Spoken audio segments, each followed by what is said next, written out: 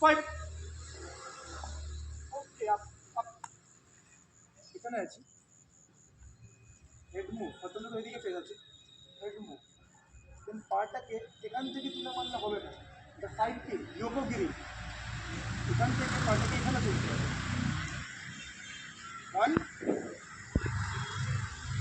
1 দেন ভিতর প্রেশার দিচ্ছি হিপ থেকে আবার 1 2 ফাস্ট করে হবে এখান থেকে দেন দেন যেরকম আছে ওরকম যাবে ঠিক আছে হিপটা কোথায় তুলতে হবে